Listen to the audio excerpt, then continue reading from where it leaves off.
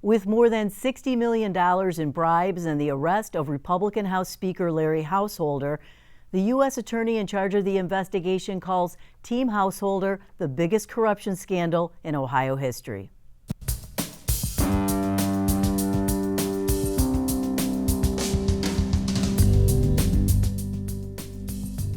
Joining us on Columbus on the Record this week, Julie Carr-Smythe, State House correspondent for the Associated Press. Herb Asher, OSU political scientist. And Clarence Mingo, former Franklin County auditor. U.S. Attorney David DeVillers called it the biggest public corruption case in the history of Ohio in outlining the case against Republican Speaker of the Ohio House, Larry Householder, and 4 others who were arrested Tuesday morning in connection with an alleged $60 million plus bribery scheme to enact into law a $1.3 billion bailout for 2 nuclear power plants connected with Akron-based First Energy Corporation. Make no mistake, these allegations are bribery, pure and simple. This was a quid pro quo. This was pay to play. Julie Carr-Smythe, this appeared to be a textbook example of pay-to-play scheme as described by David DeVillers. He called it the biggest case of public corruption in Ohio history. Does that description fit for you? I would say absolutely. When you think about it, over the course of the lobbying on that bill, for example, we talked about $1 million in upfront contributions that First Energy may have given to folks. And this is $60 million. This is $38 million just for a campaign essentially to poison the effort to repeal the bill after we now know votes were bought to get it passed. So it doesn't really even compare to some of the others that have been in Ohio history. The sheer amount of money alone, Herb Asher, seems to be astounding in and of itself.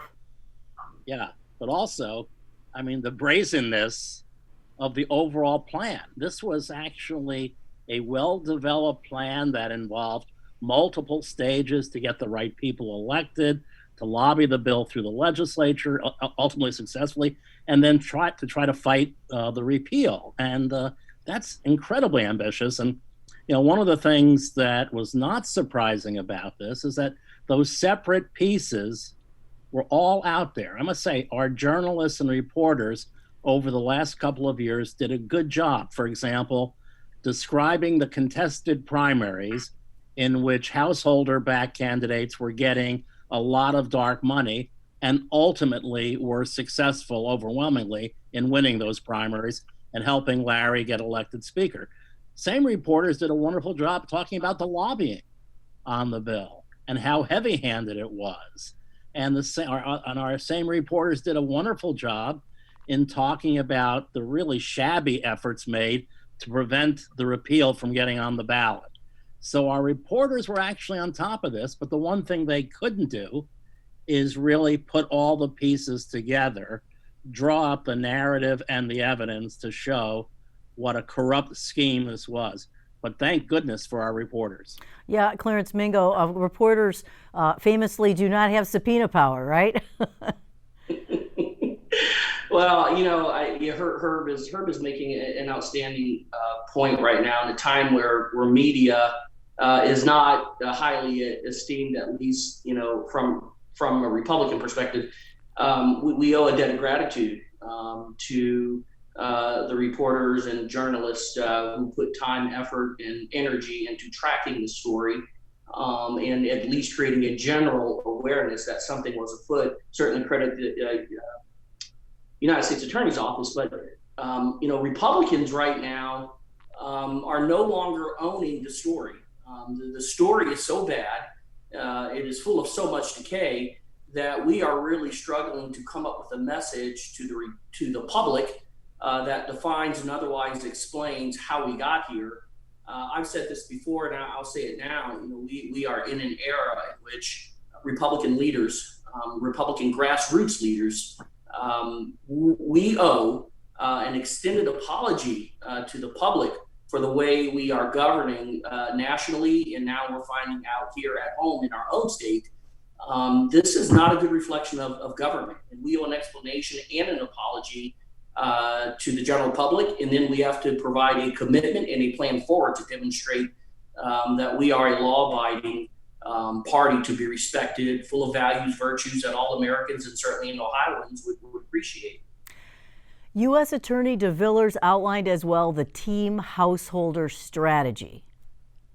Team Householder was 21 candidates in 2018 that were running in the primaries as well as the general elections. Millions of dollars went to support those candidates and to attack their rivals to get them elected. It was very successful. Herb Asher, as Mr. DeVillers said, the strategy was very successful, but what are the potential consequences, do you think, to the public trust now? Oh, a tremendous hit to the public trust. And let me make it a little bit worse, because Householder would have never been elected Speaker had not sufficient number of Democrats voted for him. And remember, the FBI now has said this is just the beginning of the inquiry. So I am sure they are digging deeper to find out what were the reasons, the motivations, the incentives for all those candidates or all those legislators, Republicans and Democrats who supported Householder. So I think we're going to see more names mentioned. I hope not, but I'm pretty sure it's going to get worse before it gets better. And that really does get to the question of public trust. So I think as we move forward now, talking about, well, it's an odd phrase, repeal and replace. Remember, that was the big mantra in the Congress or Republic.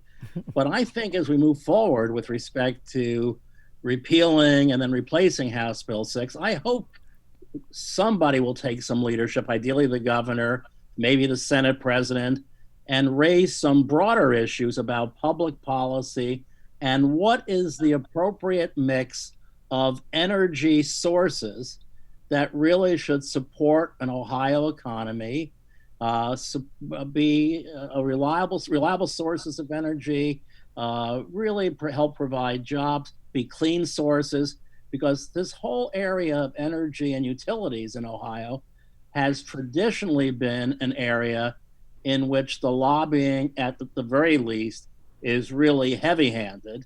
The coal industry trying to screw over the renewable energy industry, major battles about what kind of electricity will we be supplying. Will it be coal? Will it be nuclear? Will it be? It is really time now for Ohio to talk about that as a broader public policy issue than where do these reactors fit in? Where does the coal industry fit in? Are we ready now to finally say renewables truly should be part of this? You know, one of the things that's frustrated the environmental groups is that as you talked about renewables, there were actually opportunities for jobs, manufacturing solar panels, manufacturing the turbines. And people sort of feel Ohio lost an opportunity to gain jobs in manufacturing because of the attack on renewals for whatever reason, including ideological reasons, and protecting the coal industry and others. So I hope somebody in the state or a group of people will actually elevate this issue to really say we're going to look at this from the perspective of the entire state and not just one industry's interests.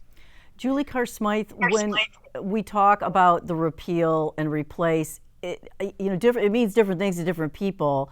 And I'm wondering if you think one of the aspects of House Bill 6 to garner conservative Republican votes was to put the kibosh on pro-wind and solar subsidies and that kind of a thing. Do you think that's something that's going to be in play next time around? Well, I think it really depends on who becomes, let's say, what happens to Larry Householder, for one thing. Does he resign? Who replaces him and how that goes? I mean, there's some talk about Bob Kopp being nominated, and he, would seem to be maybe more amenable.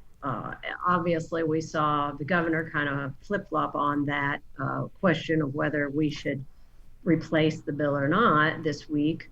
But, to Herb's point, I think that this is, it's a bipartisan scandal in that way. And also it just shows how It basically proves average voters' worst theories that uh, politicians are on the take. And of course, the journalists weren't able to get into this because they uh, had a network of secret accounts that even the prosecutor said was very complex and was not easy to wrap their minds around. So I'm not sure. I'm not sure where we go from here, but most certainly the renewable energy folks have their best shot ever here by being able to say that this was not passed in good faith. And Bob Cupp, by the way, Republican from Lima, former member of the Ohio Supreme Court, and also had gone back and forth between the House and the Senate after term limits went into effect for many years. Let's turn to reaction from Republicans now, many of whom have now called for Householder's resignation. Most significant, perhaps, is that of Governor Mike DeWine, who on Wednesday said that he would not support a repeal of House Bill 6 because of his support for nuclear energy and his support for a balance in our energy portfolio in Ohio. But on Thursday, he said that he would support a repeal and replace of the law. However, it is also clear, as I think about this, that no matter how good this policy is, the process by which this bill was passed is simply not acceptable. That process, I believe, has forever tainted the bill and now the law itself. Clarence Mingo, what do you make of the delayed reaction and also the governor's claims that this has nothing to do with his administration, despite, at a certain level, the involvement of his chief lobbyist, Dan McCarthy? Yeah, I mean, I believe that Mike DeWine, he's really cut for these times. He's a seasoned politician, but also a seasoned executive, and we have a governor who pivoted one way, realized for one reason or another that wasn't correct, and then humbled himself and came out on the right side of this. So the governor flip-flopping, may be a little politically embarrassing, but in terms of his own personal integrity and in terms of the integrity that the public hopes to see in him, he certainly is measuring up by not standing by the current legislation as presented. And absent outstanding leadership at the national level, it is a good thing that Ohioans have an executive who they can look to and expect a high measure of competency. And then when it matters most, at times when it is most embarrassing politically, and at moments when it would be easier to spin or otherwise cover, the public has consistently watched Mike DeWine do and say the right thing. So I hope he continues to be bold, very clear, and candid with the public, coming out early and asking for Speaker Householder to resign. That too demonstrates a good measure of integrity. So Mike DeWine is a beacon at the moment that Ohioans can look to for what government can and should be, and it's great to have that in the executive of the state. Julie Carr Smythe, what about the Republicans who won their primaries using householder money, using First Energy money? First Energy is not named in the affidavit, but it is presumed that is the company that everybody's talking about regarding the nuclear power bailout bill. What about the Republicans that were elected using that money? Have there been any calls for accountability on their part at this point? Well, we have seen in a couple cases opponents of theirs looking for them to return visible First Energy donations. Of course, the money that came through this scheme was not reported, so it's really difficult to know how much was taken and where. I would also think that prosecutors and FBI agents are talking to that so-called team householder on an individual level about what they know and whether they were in any way aware of where this money was coming from. I mean, I've been on the phone all week with people I know, and most people are saying it was pretty well hidden. I mean, it was a secret plan and a secret network of accounts and dark money 501c4s that were hiding the money, and then also people who were changing the names of the corporations and running it through in very complicated ways. So it's possible that those who were working on what we saw as the front end of it back at that time in terms of these ballot campaigns and the bill passage and everything were not aware. I mean, we certainly knew that House members were being intimidated by Householder around his speaker election. That was made very public by Ryan Smith, who was trying to become speaker and did become speaker briefly for about 6 months. And it was unprecedented, I would say. He was holding news conferences in the halls of the State House and saying that his supporters were being bullied and that people were really being frightened by the threats they were getting. I guess, Herb Asher, that's where Larry Householder's reputation as a hard bargaining power power person comes in handy, because everybody just thought it was like business as usual for Larry Householder. Well, I think the members of Team Householder at least owe an apology to their constituents. I don't think you can simply say, we didn't know about this, or going to a historical analogy, we didn't know about this, or whatever.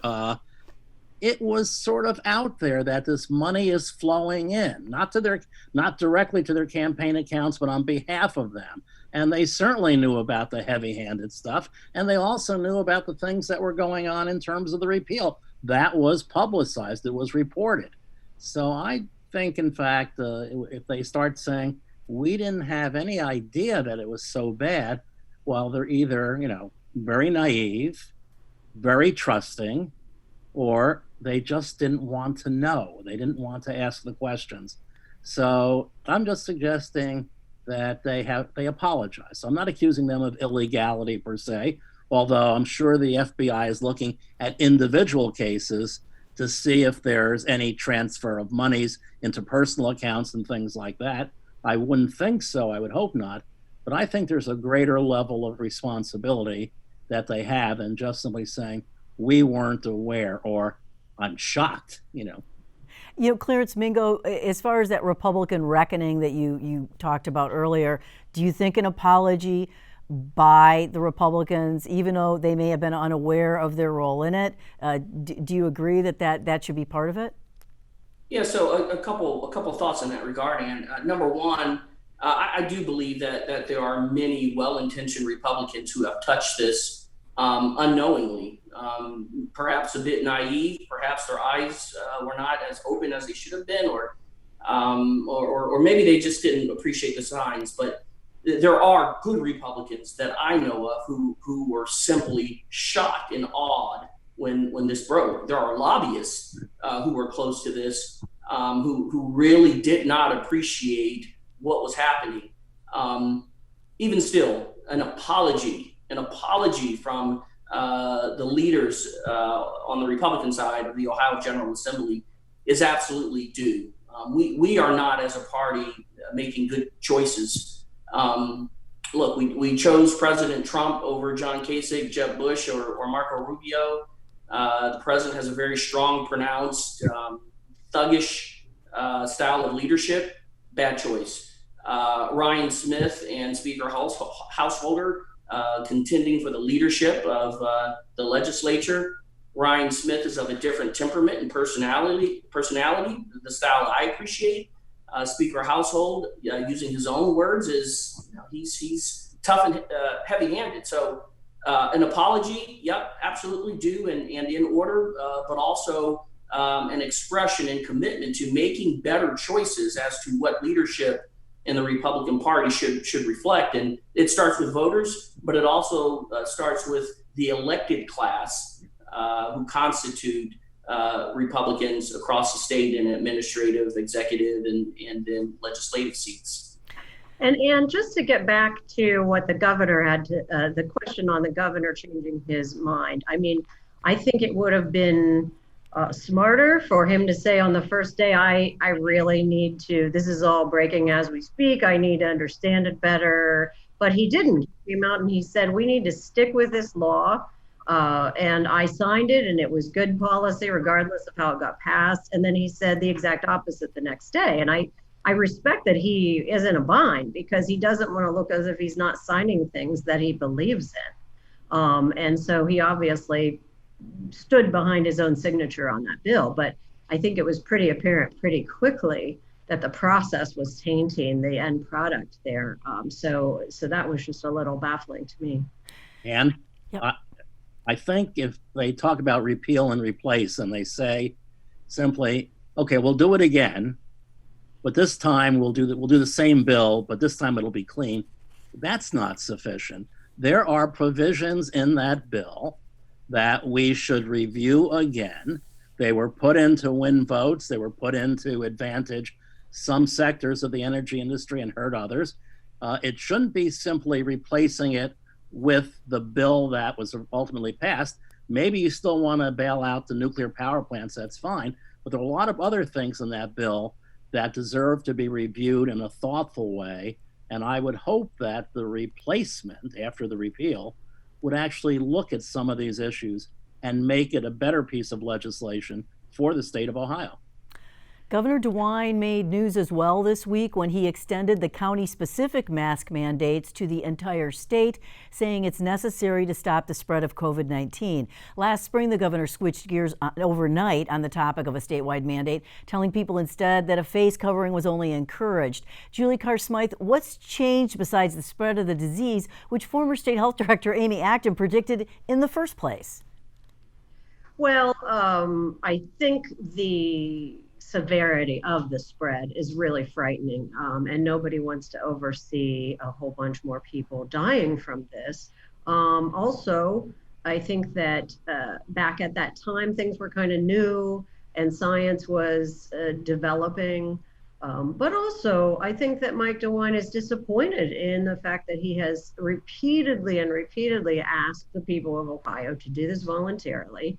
And he's not blind. He sees that, that's not happening. He mentioned in his news conference last week, or his statement to the people of Ohio, family reunions and parties and play dates. And, he's seeing this and he's aware of it. We've also now have individual hot button counties that have hotlines, and we're getting to see all of the complaints coming into those of not following the guidelines. And so I think he felt he tried his best to get people to do this voluntarily, and the time had come.